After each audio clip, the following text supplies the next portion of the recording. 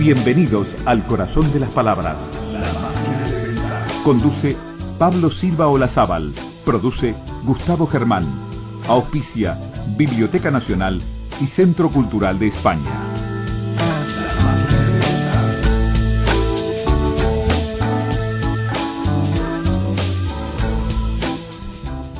Amigos, ¿cómo están? Bienvenidos a Radio Uruguay, bienvenidos a La Máquina de Pensar. ¿Cómo están? ¿Cómo pasaron el fin de semana? Supongo que estarán contentos por lo que ocurrió en el fútbol ayer, espero que sí. La sacamos muy barata, de acuerdo aquí con Nano Periliac, en controles de emisión, él está de acuerdo, el Flaco Germán también, bastante de acuerdo. Quiero decirles, amigos, una semana en La Máquina de Pensar que va a ser bastante filosófica, creo yo, bastante dedicada a uno de los pensadores franceses más famosos de los últimos tiempos. Me estoy refiriendo a Jacques Derrida, y tiene que ver este hombre, Jacques Derrida, alguien que incursionó en muchas disciplinas, alguien que vinculó el pensamiento, la filosofía con la literatura y bueno, con otras artes. El pensamiento de Derrida fue fundamental, fue el filósofo, el pensador más traducido, más publicado francés de los últimos tiempos, me refiero de las últimas décadas. Él falleció en el 2004, nació en 1930 en Argel. Argelia era obviamente una colonia francesa, ahí también nació Albert Camus, ustedes ya lo saben, hemos hablado aquí en La Máquina de Pensar. Realmente no sabía que tanto el papá de Camus como el papá de Jacques Derrida tenían el mismo oficio, trabajaban en negocios vinculados al vino. Y bueno, intentaremos conversar, tratar de generar una panorámica a lo largo de esta semana. La cuestión de hablar de Derrida tiene que ver con que pasó hace un tiempo, el 7 de mayo en concreto, ya hace más de un mes, Benoît Peeters, que es el escritor francés que construyó una biografía monumental en torno a Derrida desde 2010, pero en francés obviamente, y que ha sido traducida en el 2013 en el Fondo de Cultura Económica. Está está ahora en las vidrierías de Montevideo, por lo menos lo vi en 2 librerías. Es una biografía muy grande. Bueno, este hombre pasó por aquí, y entonces durante esta semana aquí en La Máquina de Pensar vamos a pasar la conferencia de Benoît Peeters que dio en la Facultad de Ciencias Sociales. No toda, ¿no? Pero son fragmentos pero muy jugosos. También vamos a pasar una entrevista que le hice, que estuvimos conversando con Peeters durante media hora, hablando solo de Derrida también, y la verdad que me encantó todo lo que dijo. Es alguien muy claro, muy conciso, muy cálido para hablar de Derrida, así que vale la pena escuchar. Pero ahora, para empezar la semana dedicada a Jacques Derrida, le vamos a dar la bienvenida a quien de alguna forma generó esta semana. ¿Cómo andás, Lisa Bloch de Béjar? Tú, Pablo, ¿cómo estás? Bien. La profesora Lisa Bloch de Béjar, no la tengo que presentar. Ella tuvo la amabilidad de decirme: mirá, Pablo, va a venir Benoît Peeters, es un tipo que vale la pena. No lo dijo en estos términos, no dijo es un tipo que vale la pena, pero bueno, es un intelectual de fuste que tiene que ver con Derrida. Y bueno, ahí fuimos, y la verdad que ya pasamos la anterior conferencia de Peeters en torno a las ciudades oscuras, la saga de cómic, de historieta que hizo en los años 80 Peeters junto con un ilustrador. Lisa, es simplemente de alguna forma para conversar en torno a Jacques Derrida, este hombre que realmente abarcó muchos temas, muchos asuntos. Fue alguien que proliferante, digamos. Estaba leyendo parte de la biografía de Peeters, pude leer desgraciadamente el primer capítulo, y ahí dice que escribió más de 80 libros. Sí, es posible, sí. 80 no lo conté, libros. Pero si lo dice Peeters ha de ser, sí. Y con eso, más allá de un corpus de entrevistas y de artículos que quedaron dispersos, que bueno, él no se anima, no da una cifra, ¿no? Estamos hablando de alguien que escribía muchísimo. Sin duda, sí. Y bueno, la escritura era una de sus referencias permanentes, ¿no?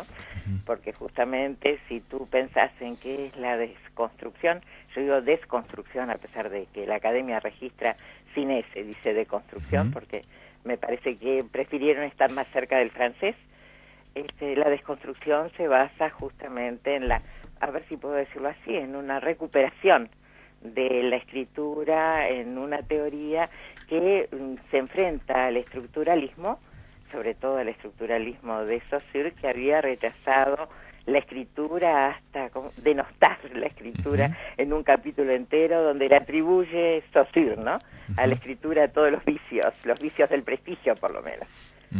Entonces, ¿cómo no iba a escribir tanto él, no? Pero igual hablaba mucho también y dio muchas conferencias. Sí, por eso digo, cuando digo que es proliferante, porque era un tipo con alguien con mucha actividad. La deconstrucción o la desconstrucción, quizás fue el término, es muy difícil para un filósofo en el siglo XX generar un concepto, un término, digamos que sea, ¿no?, marca registrada. Es muy difícil y que se popularice o se haga, digamos, una especie de lugar común o por lo menos de sentido común. En el caso de la deconstrucción, que es un término difícil, que no implica, aclarémoslo bien, destrucción. No implica destrucción, sino tratar de... es un método de alguna forma para leer también, ¿no? Es para leer, para analizar, para interpretar, y bueno, todas las funciones que le podés atribuir a esas acciones. Cuando hablamos cuando hablamos de construcción, es de construcción del texto, ¿no? De construir un texto, ¿no? Sí, la desconstrucción del texto, la desconstrucción del pensamiento, la desconstrucción de un edificio, porque no te olvides que hubo arquitectos, sigue habiendo, que aplican la desconstrucción a sus obras y sin duda la poesía y sin duda todo el arte, todo lo que te puedes imaginar como creación del hombre puede ser sometido a ese pensamiento, a esa práctica desconstructiva, ¿no? La desconstrucción, que también implica una reflexión, te pregunto, ¿no es algo negativo como pareciera en un principio? No diría, aunque la negación está muy presente. Sabes que yo estuve trabajando sobre algunos ejemplos de Derrida y siempre me enfrento con algo muy negativo, ¿no? Por ejemplo, estaba pensando, uno de los poetas que más le interesaron a él fue, bueno, también de los más interesantes, fue Paul Celan. Y justo, bueno, escribió muchísimo, más todavía creo que sobre Paul Celan dio varios seminarios en distintas universidades norteamericanas. Y analiza un poema de Paul Celan que se titula Shibboleth. Shibboleth es una palabra en hebreo que quiere decir algo así como password, una contraseña. Una contraseña, una narración bíblica que se basa justamente en la buena pronunciación de Shibboleth, que esa buena pronunciación le asegura no solo el pasaje, sino el mantener la vida, y se detiene en un librito de él que dedica a ese poema, Shibboleth, se detiene en una contraseña, en un password que usaban los republicanos en la Guerra Civil Española, y que es, fíjate, no pasarán. Bueno, si tú tomas esa contradicción, ya que hablábamos de lo negativo, esa contradicción de que un password sea no pasarán. La contraseña es no pasarán. Esa contraseña es no pasarán, y por esa contraseña pasan. Claro. Entonces te diría, pero además hay, ¿cómo te puedo decir? Hay muchos ejemplos en francés, sobre todo, partiendo de esa estrategia verbal de creación de sentidos que tiene Derrida de la homofonía, es decir, términos que suenan igual pero que tienen distinto significado. Si tú me decís cuál es el recurso, la estrategia de su pensamiento, te diría que es la homofonía, su forma de pensar, es decir, es una forma de pensar muy poética. Tanto que te diría que es uno de los ejemplos de Derrida de lo que llamamos la poesía del pensamiento, de poetry of thought, ¿no? La poesía del pensamiento. ¿Por qué? Porque la homofonía busca muchos sentidos de una palabra, incluso los sentidos contradictorios, como en el caso de no pasarán y tantos otros, ¿no?, que él utiliza. La palabra pas, por ejemplo, en francés, P-A-S, ¿no?, que también significa paso, significa paso, pero es la negación. No, claro. Es la negación, ¿no? Se utiliza como para construir la negación. Bueno, y tantos otros ejemplos. Algo de esta que tiene que ver con la desconstrucción, es por lo menos una premisa es que el logos es fundamental. O sea, el logos me refiero no solamente a lo a la voz, sino a la palabra, cómo suena la palabra y cómo está escrita la palabra. Bueno, importa más la escritura, ¿verdad? Sí, sí, sí. Importa la escritura, y te diría que los principios, si se puede hablar de principios sustanciales o sustantivos de la desconstrucción, se basan en una oposición a todo lo que había sostenido de Saussure, y sobre todo lo que te decía al principio, ¿no? El rechazo a la escritura que Derrida reivindica y le da una prioridad con respecto a lo que puede ser el logos, en tanto que discurso, que lenguaje oral. Todo lo contrario de lo que era de Saussure, ¿no? Y fíjate que al relevar de esa manera, al destacar la escritura, él le está dando entrada a la historia. Y si te acordás de tus clases de ciencias de la comunicación, la historia era lo que justamente trataba de evitar Saussure, claro, para realzar el sistema, pero no quiero entrar en tecnicismos o casi tecnicismos. Sí, pero pregúntame y yo... Está bien. Sí. Pregunta, hombre llamado Jacques Derrida nació en Argel, era judío sefardí, o sea, venían provenientes de familia argelina, sí. Y que venían de España proveniente, claro, digamos, después de la expulsión de moros y judíos en el siglo XV. Mi pregunta es, ¿tiene algo que ver el hecho de su ser judío con el tema de esa darle tanta importancia o destaque a la palabra escrita? Pienso que sí, sí, esa forma de realzar la escritura por sobre todo discurso, hace pensar enseguida en las Sagradas Escrituras. Claro. Pero fíjate que uno de los libros más interesantes, justo entre esa cantidad de libros que tú nombraste, es uno que en español se llama Circunfesión. Circunfesión, que lo hizo, por decirlo de alguna manera, a medias con George Bennington. Y entonces allí se dan sus dos grandes vertientes, pero sobre todo, como tú decías, la vertiente judía. Está, por un lado, su asimilación a lo que fue un par suyo, que él lo considera de esa manera, sin infatuación, que es San Agustín. Y entonces en ese título se está refiriendo al padre de la Iglesia y a las confesiones de Agustín, ¿verdad? Sí. Ahí está, pero antepone la circuncisión, es decir, su condición de judío. Claro, y entonces circunfesión es lo que podríamos llamar una prología, es decir, la contracción de dos palabras que tienen una sílaba en común. Él crea esa palabra, viste que es de recursos neológicos permanentemente. No solo crea sentido, sino crea palabras. Sí. Algo que ocurre con Derrida, no solamente esta deconstrucción, sino la diferencia. Eso es importantísimo. El hecho actúa casi, no voy a decir que sea, pero casi como un poeta, en el sentido de generar nuevas palabras para buscar otro sentido o buscar o tratar de denominar un espacio que todavía no tiene una palabra, ¿no? Entre una palabra y otra se unen, se funden y se indica algo que no estaba indicado antes. Claro, el problema es el traducir, como tú dijiste, no hay otra, ¿no? Diferencia, ahí se pierde lo que es la diferencia, porque el problema que él plantea justamente es que en la escritura se da, hay que empezar por una etapa anterior. No te olvides que Saussure sostenía que en un sistema no hay más que diferencias, no hay más que oposiciones y diferencias. Entonces, contra esa afirmación de Saussure, él habla de la différence, que es propiamente y característica de la escritura. ¿Por qué? Porque él escribe différence, en francés se escribe D-I-F-F-E-R-E-N-C-E, pero lo escribe con A, como tú lo pronunciaste, diferencia. Pero ¿qué pasa? En francés no se advierte, différence con E o différence con A suenan exactamente igual y solo se diferencian en la escritura. Por eso la importancia de la escritura. Correcto. Pero además, porque tiene, de esa forma, él puede acumular más de un sentido. Diferencia en tanto que difieren, son distintos, pero también porque él se basa en el verbo diferir, es decir, postergar.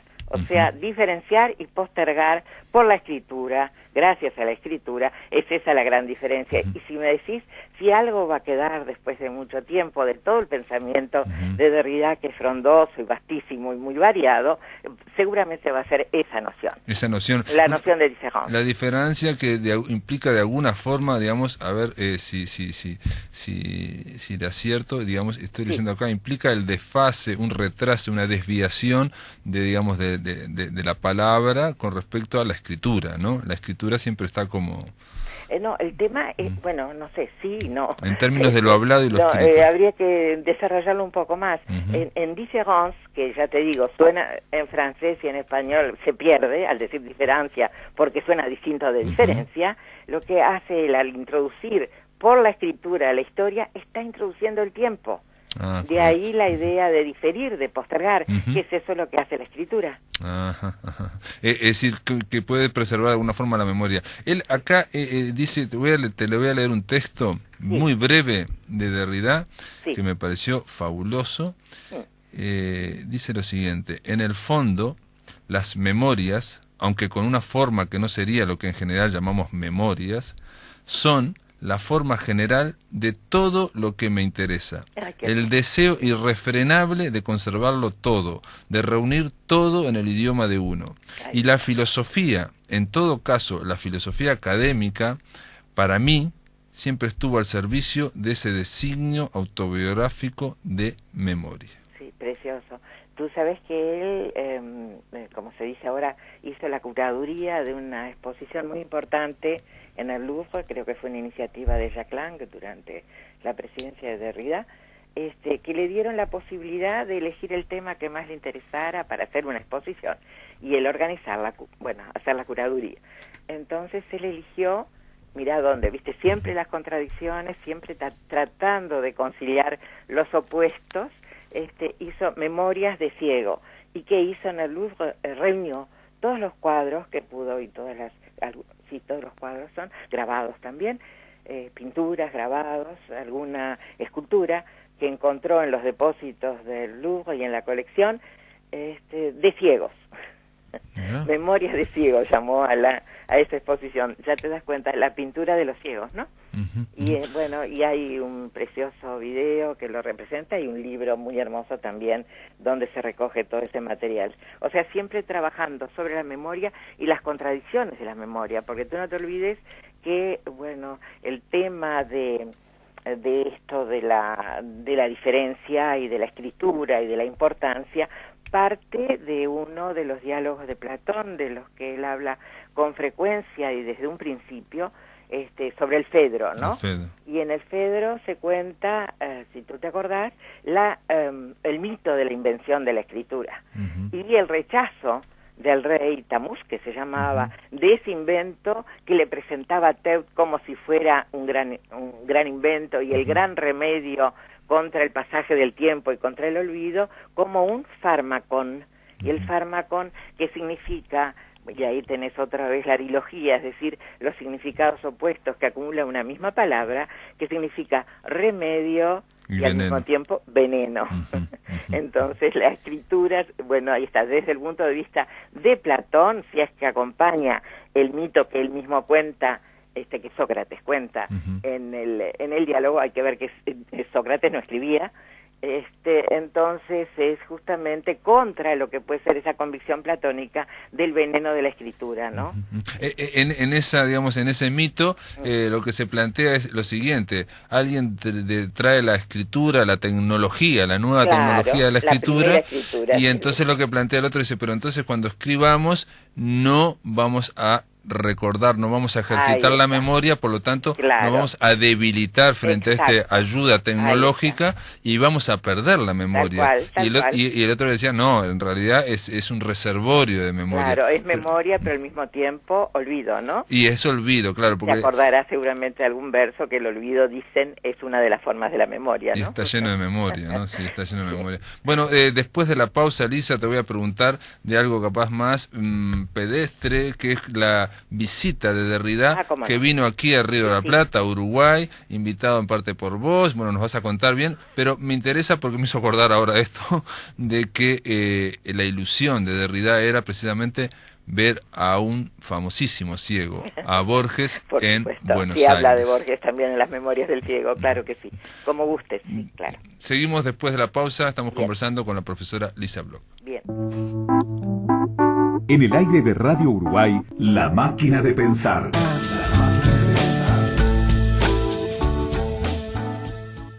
Continuamos aquí en La Máquina de Pensar, estamos conversando, estamos abriendo esta semana en torno a este filósofo Jacques Derrida, uno de los pensadores franceses más importantes de los últimos tiempos, complejo, un hombre muy complejo, su filosofía es compleja también, porque la filosofía se ha ido complejizando, obviamente a medida que se desarrolla, pero alguien que se supo cruzarse en polémicas con gente como Jacques Lacan, como Lévi-Strauss, como Foucault, como Habermas, amigo de Pierre Bourdieu. Es impresionante la cantidad de amigo también y polemista con Althusser, en fin, alguien que fue central por lo menos en la escena francesa y europea en las últimas décadas.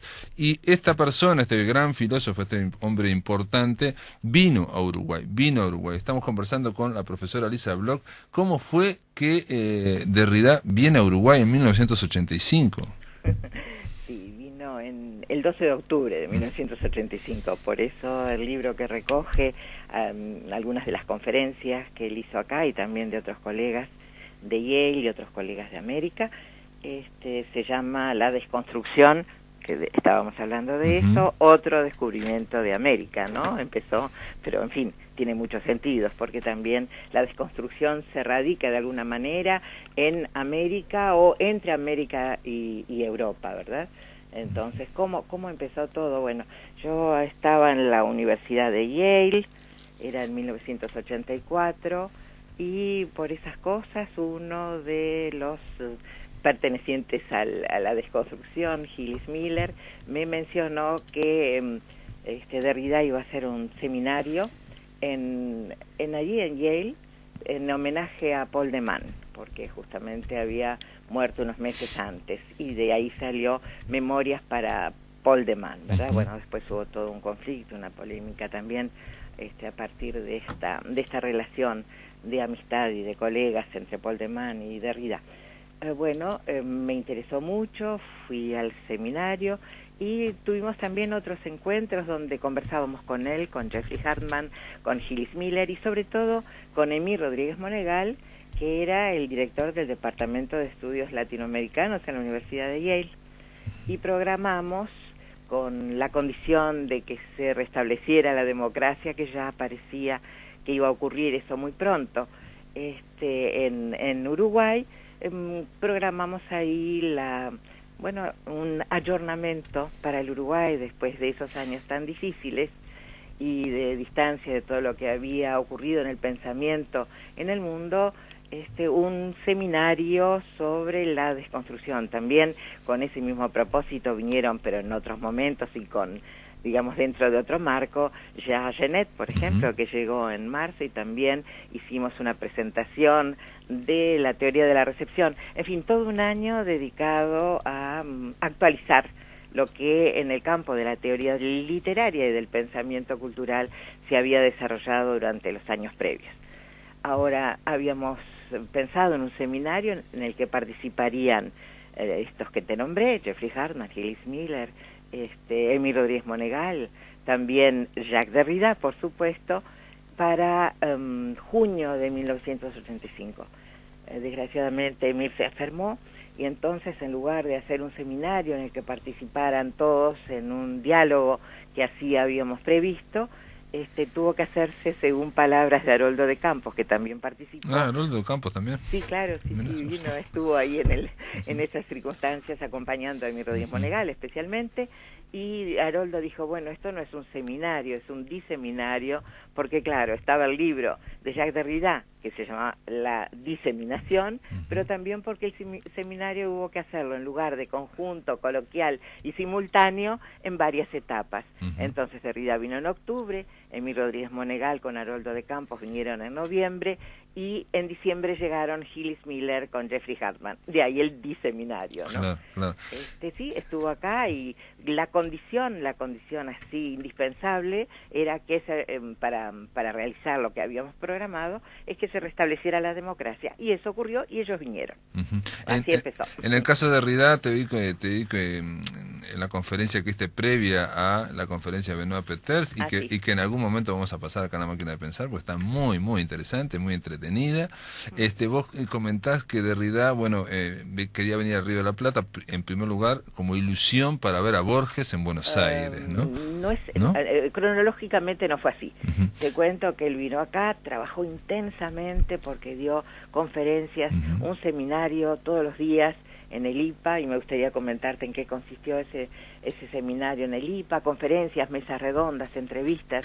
Fue unos 10 días más o menos que estuvo aquí, de un trabajo intensísimo a toda hora. Fueron al cine también, fueron a ver La Rosa Púrpura del Cairo. Es una discrepancia con Petersen, ahora te cuento, pero déjame que te termine el cuento de Borges, porque fue distinto. Cuando se le preguntó a Derrida, después de tanto trabajo, ¿qué era lo que él aspiraba a recibir de nosotros? Dijo que por supuesto nada, absolutamente nada. Lo pensó un rato y dijo, sí, algo que quise, como tú bien dijiste, desde hace tiempo, y es conocer personalmente a Borges. En realidad, él ya había tenido un diálogo con él muy breve, y creo que no demasiado feliz, en un avión que iba desde Cornell a Nueva York, o algo por el estilo, muy breve. Pero él quería tener una conversación, más completa, ¿no? Y entonces, llamamos por teléfono a Borges, justo habíamos previsto la visita también de Borges para participar en ese famoso seminario, que él no pudo, sí, claro, él no pudo venir porque tuvo que internarse brevemente por un problema que tenía de salud. Y entonces, bien como razona Borges, cuando me dijo, pero dígame usted, no me iban a invitar ustedes a Montevideo, yo no puedo viajar, vengan ustedes a Buenos Aires, con esos pasajes vengan a Buenos Aires.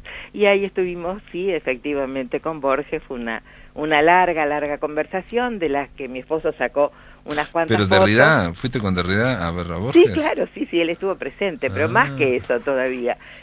Tú podés ver en alguna de las fotos que Borges me dicta un texto, era lo que él pensaba decir en homenaje a Emil Rodríguez Monegal y en homenaje a la amistad. Y entonces, sí, me dictó un texto y está calladito Jacques Derrida, observando la escena, ¿no? ¿Y cómo fue la conversación entre Derrida y Borges? Obviamente no me las puedes contar, pero ¿hubo empatía? ¿O no? No sé si soy indiscreta, te diré que no demasiado. Por ejemplo, con Jean Genet sí fue de una... Sí, sintonizaron inmediatamente. Un flechazo, claro, porque Derrida empezó a hablar del psicoanálisis, hizo algunas referencias a Eva Perón, que no eran la mejor clave de iniciación, como te imaginas, pero de cualquier manera fue una maravilla verlos a ellos conversar juntos. Porque Borges aborrecía el psicoanálisis también, y sí, por lo menos decía eso. Sí. Entonces, no, pero igual, superada esa clave de iniciación que te digo, no muy feliz, la conversación fue durante horas y muy interesante, sí, sin duda. Algo de eso está en el libro, no sé si tú lo tenés, que se llama Diseminario. No, que recogieron toda esta... Sí. Mirá. Sí, pedíselo a Pellegrino, que tuvo una fugaz iniciativa editorial y lo publicó. Mirá vos. Y me causó gracia esto, lo de La Rosa Púrpura del Cairo, porque quedaron fascinados los dos, Derrida le gustó mucho. Claro, te cuento que en esta preciosa, como bien dijiste, monumental biografía de Petersen, ¿no?, de Derrida, que realmente es perfecta, hay algo, no llegué a decírselo porque no lo tuve presente en ese momento, pero él afirma que Derrida no disfrutaba demasiado del humor de Woody Allen, porque lo consideraba todo Woody Allen y toda su imaginación como demasiado europea. Sí, es lo que dice, viste, en el libro Petersen. Sin embargo, te puedo decir que no dejó de hablar de La Rosa Púrpura del Cairo, de analizarla, de pensarla, y más todavía en este momento lo estoy mirando, una tarjeta postal, la tengo ahí en un portarretrato, la tarjeta postal postal de la Rosa Púrpura del Cairo, que me envió unos meses después, la encontró por ahí. Él creía mucho en las tarjetas postales, no te olvides que está la carta postal, ¿no? Ah, sí, un la libro, tarjeta sí, postal. la tarjeta postal, claro. Ahí está. Entonces, ¿y qué te escribía, ahí, por ejemplo? Porque la Rosa Púrpura también tiene que ver con esto de Derrida, también de alguna forma de construir, la forma sí, de, claro, es decir, bien. si tuviera que definir así, digo, tratar de no leer ingenuamente un texto, claro, ¿no? Claro, sí. Y no creer que solo el texto, sino es todo el contexto, todo lo que está incidiendo en Claro, eso. sí, creo que lo que, bueno, lo que retengo, ¿no? Tendría que ir a buscar ahora, está acá enfrente, pero en un estante bastante alto, lo que dicen al dorso de la postal, pero por lo que recuerdo de sus comentarios, pero digo, con gran entusiasmo, era una realización de la mise en abîme, o de la puesta en abismo, es decir, del cine en el cine, el filme en el film y demás, prodigiosa, que es la que hace Woody Allen, ¿no? Y después vieron también el baile, el Leval de Héctor Escola, que en ese momento también tenía mucho éxito, ¿no? Sí, claro, sí, también en el Cine Liberty, donde ahora creo que hay una iglesia ahí al salir del túnel de 8 de octubre, sí, vimos Leval también, y le llamó la atención el silencio, ¿no? Porque el silencio verbal. Sí, no hay, es una película sin diálogo. Ahí está, sin palabras, ahí está. Entonces te imaginas que estaba dentro de sus temas, ¿no? Están bailando toda la película en una sala y canciones de la época. Y donde va pasando, sin que nos demos cuenta, décadas. Van pasando décadas, o sea, nos damos cuenta que son los mismos actores, pero va cambiando el mundo y es siempre el mismo baile, ¿no? Bueno, te das cuenta que puedes examinarlo, no analizarlo desde el punto de vista de la escritura, de la falta del diálogo, del silencio, bueno, todo eso, y era sin duda de las cosas que más les gustaban. También, mira, recuerdo que estaba la señora Marguerite y comentó durante largo rato, estaba mi esposo también, en español creo que eran las salas del deseo, ¿te acordás de ese film? Sí, de Wim Wenders, Ahí está, y claro, la referencia a Walter Benjamin, el ángel de la historia, el ángel en la biblioteca, Walter Benjamin, bueno, o sea que sufría mucho por no poder ir más al cine, y no podía ir más al cine porque se pasaba escribiendo y trabajando, ¿no? Claro. Es alguien con una producción impresionante. Acá me dice el operador, Nano Pereliak, me dice que el baile es una de sus películas preferidas, es la primera, así que ya vemos que Derrida también no estaba solo, ¿no? Duda, y vos tampoco. Pero quería decirte dos palabras sobre el seminario que hizo en el IPA durante toda la semana, que, bueno, lo publicamos, mirá la generosidad de Derrida, lo publicamos primero nosotros en español que en francés, ahí en ese libro de seminario, que es sobre psique, o psique, como quieras, o la invención del otro. Y entonces, mira, no me puedo olvidar allí lo que él hace es un análisis, te imaginas, además una semana. Según me habían contado, había hecho sobre Francis Ponge, que es el autor de este poema, se llama en francés Fable, el poema Fábula, ¿no? Que había hecho en Yale durante 3 años seguidos un seminario, así que te imaginas, ya nos pareció muy minucioso y exhaustivo el nuestro de una semana, pero tenía otros antecedentes. Bueno, y allí, mira, el Francis Ponge tiene un libro dedicado, es uno de sus poetas preferidos también, tiene un libro dedicado a Francis Ponge que se llama Signe Ponge, en una sola palabra. ¿Ves otra vez la contracción de términos, esa forma prológica de inventar palabras, ¿no? La neología constante para dar más sentido, bueno, un signo esponja, si querés, en el nombre de Francis Ponge. Y el poema se llama Fábula. Pero ¿qué pasa? Fable y fábula tiene que ver con el habla, como tú te das cuenta desde el punto de vista de la historia de la palabra. Y otra de las cosas extraordinarias de Derrida es que recuperó como procedimiento, como forma de pensar, la etimología, es decir, otra vez la historia, pero la historia de la palabra. No solo la reintroduce en el concepto de diferencia, ¿no? Sino también en la historia de las palabras, la etimología, él encuentra la verdad. Y es justamente a eso que se refiere en este poema, fábula, el habla, que empieza, mira, pero no me pidas más porque no sé más que el primero y segundo verso, por la palabra por empieza pues este verso, cuya primera línea dice la verdad. Bueno, te das cuenta que toda la dimensión del metalenguaje, del lenguaje sobre el lenguaje, está ahí, bueno, te imaginas cómo lo desarrolló. Si te interesa, en el libro está.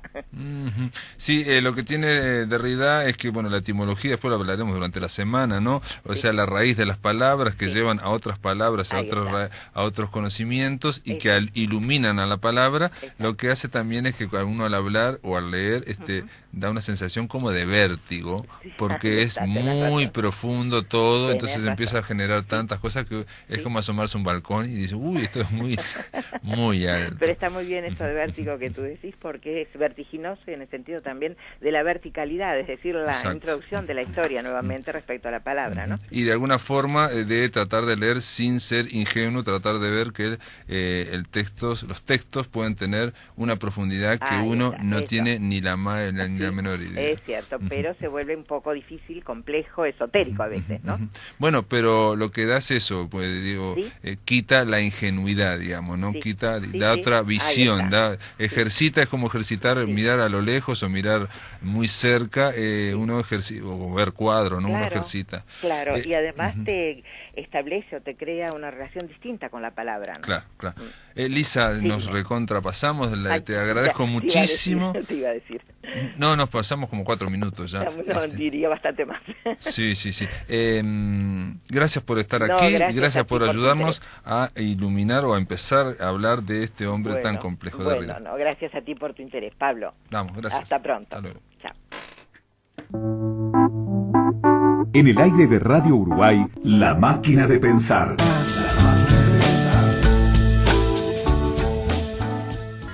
El lunes 15 de abril del 2013, o sea, hace un par de meses, nuestro colega, nuestro compañero Eduardo Nogareda, que conduce El Truco de la Serpiente en Emisora del Sur, ahí en la radio hermana de la Radio Uruguay, generó un recital en Ecuador, en la Universidad Andina Simón Bolívar. Fue allá a Ecuador, Eduardo Nogareda, a hacer este recital, que es una especie de vuelo, él me decía, un vuelo rasante, y se tituló 2 siglos de poesía uruguaya. Este recital, estaba incluido, o él incluyó, música, intervenciones sonoras. Les invito a escuchar un fragmento de este recital de Eduardo Nogareda, 2 siglos de poesía uruguaya.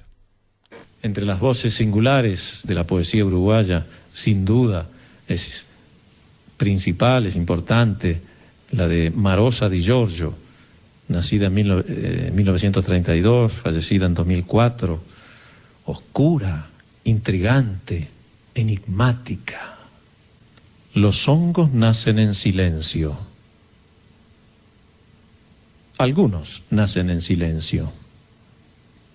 Otros con un breve alarido, un leve trueno. Unos son blancos, otros rosados. Ese es gris y parece una paloma, la estatua de una paloma. Otros son dorados o morados. Cada uno trae, y eso es lo terrible, la inicial del muerto de donde procede. Yo no me atrevo a devorarlos. Esa carne levísima es pariente nuestra. Pero aparece en la tarde el comprador de hongos y empieza la siega. Mi madre da permiso. Él elige como un águila. Ese blanco como el azúcar. Uno rosado. Uno gris. Mamá no se da cuenta de que vende a su raza.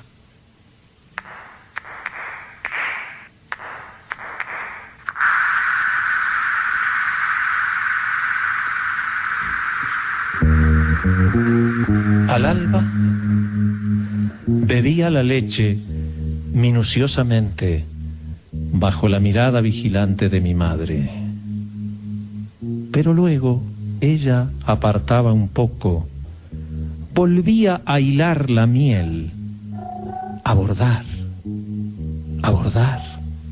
y yo huía hacia la inmensa pradera verde y gris. A lo lejos pasaban las gacelas con sus caras de flor. Parecían lirios con pies, algodoneros con alas. pero yo solo miraba a las piedras, a los altos ídolos que miraban hacia arriba, a un destino aciago. ¿Y qué podía hacer? Tenderme allí, que mi madre no viese, que me pasara otra vez aquello horrible y raro. En el año 1966, Washington Benavides, que había nacido en 1930 en Tacuarembó, publica Las Milongas, un libro fundamental como poemario y como fuente de la que han bebido a lo largo de los años, desde entonces, muchos cantautores del Uruguay, como Eduardo Darnochans.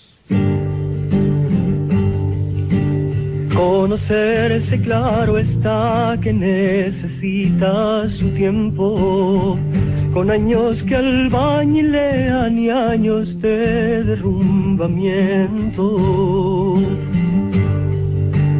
Pero cuando todo es potro, mujer, baile, vino, viento, y la carne nos sostiene tanto más que el hondo hueso, que vas a andar preguntando si te das por lo derecho, y es tu voz la que te dice si la promesa es lo cierto.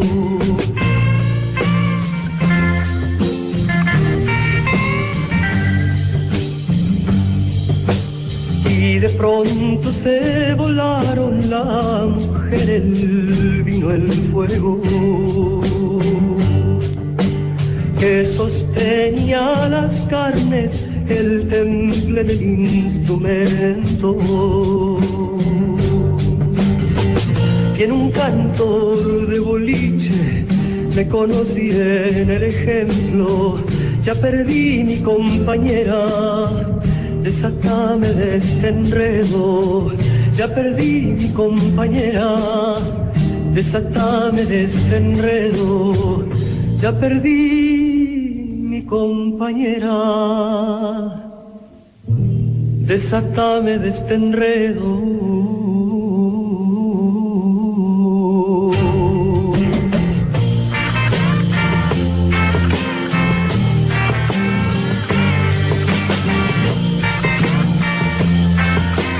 Washington Benavides, que sigue escribiendo, que sigue publicando hasta el día de hoy, fue designado recientemente académico de honor de la Academia de las Letras de Uruguay. Washington Benavides, digo, al que popularmente en el Uruguay le decimos Bocha Benavides. En el año 1981 publicó su libro Murciélagos, donde está este poema que se titula Los asuntos del mundo.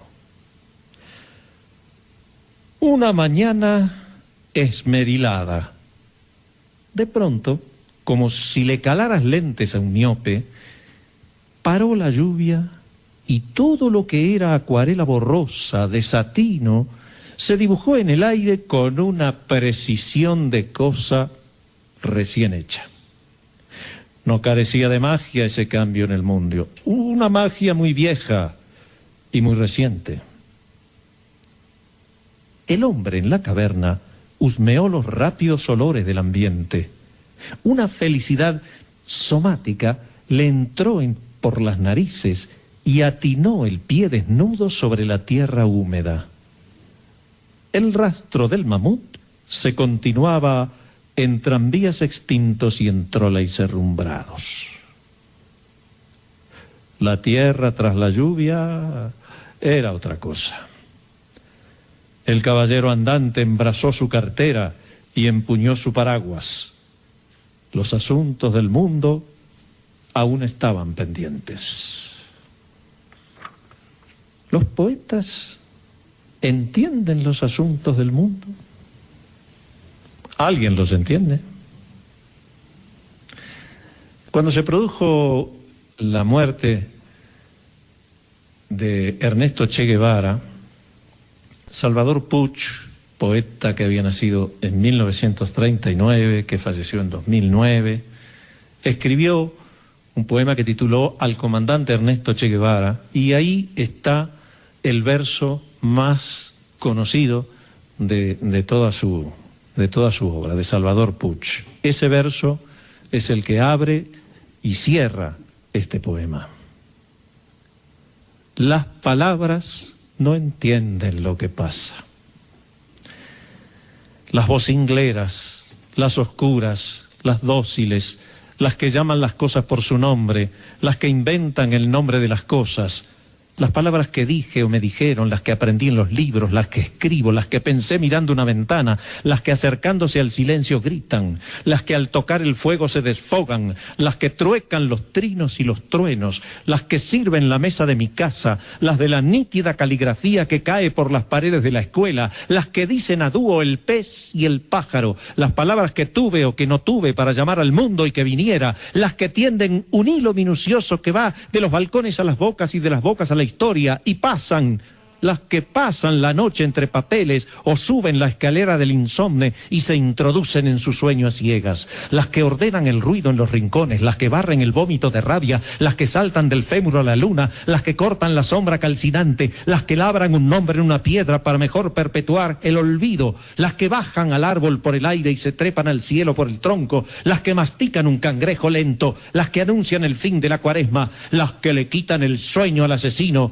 y lo dejan dormir y le montan guardia, las que no sangran aunque se las hiera, las que no mueren aunque se las mate, las que roban futuro en un embudo, las que administran mitos y virtudes, las que mantienen trato con el viento, las que advierten el agua incinerada, las que abren los labios de la tierra buscando el astrolabio de tu grito, las que te dicen sin creer que oyes, vuelve a pelear Ramón, aunque te mueras.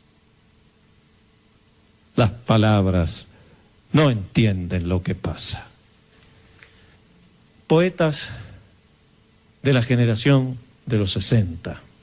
Jorge Arbeleche, que escribe de la vida y de la muerte. Hacer lo hermoso sobre todo lo muerto, sobre lo oscuro edificar la luz, jugarse al fin el todo por el todo, jugar la vida y todo por el hombre. Jorge Arbeleche, que escribe del cuerpo y el alma. Si magro el cuerpo para tanto gozo, el alma, ¿a dónde si no es en el cuerpo? El de perfecta ingeniería de células y venas, el de la sinfonía coral de linfa y sangre, navegando en la red fluvial de las arterias, desde la baba del bebé hasta el jugo menstrual que al ritmo de la luna danza. La gota en el pezón desborda la blanca leche de la gloria y el alto jazminero se derrama. El cuerpo de púbicas llanuras, el que relumbra como el que se pudre, el cofre donde se pliega el alma como la seda fina con el aroma del azahar de pie. El del diseño exacto aún para los feos, templo donde amantes y amados tejen el nudo inaugural de los enigmas, el de la fiesta, el que anuncia y el que la despide, el que le guarda el eco, el que camina derecho hacia la niebla y la penetra con todas sus antorchas encendidas. Poetas de la generación de los 60, entre el decir y el no decir, entre el poder decir y el no poder decir. Hugo Achugar pregunta, ¿a quién pertenecen estas calles? Estos malheridos semáforos, estos signos titilantes en marquesinas digitales. Un hombre pasa entretejido en la multitud a través de un bosque de símbolos. He perdido todos los diccionarios. Muero por una palabra que vuelva a sonar. Matriz la memoria, soberana la lengua, el rostro familiar, el agua impura. Erizando las sábanas, ayer navegó mi sueño, alcanzando mis decapitadas almohadas. Los poetas escriben poesía y escriben sobre la poesía. Rafael Courtoisí, que en los 60 Era un niño pequeño todavía. Este es más joven. No hace mucho tiempo publicó un poemario, un libro de poesía que se llama Santa Poesía. Ahí dice: va a donde no la llaman, fisgona, metereta poesía. Tantea la tiniebla para lograr piedras de luz. La poesía es una sucesión de ordalías, sangrientos sacrificios humanos para que la obra se alce. Pero la vida se alza, no la obra. La obra es la vida. Maña para respirar bajo el agua y cantar una milonga al mismo tiempo.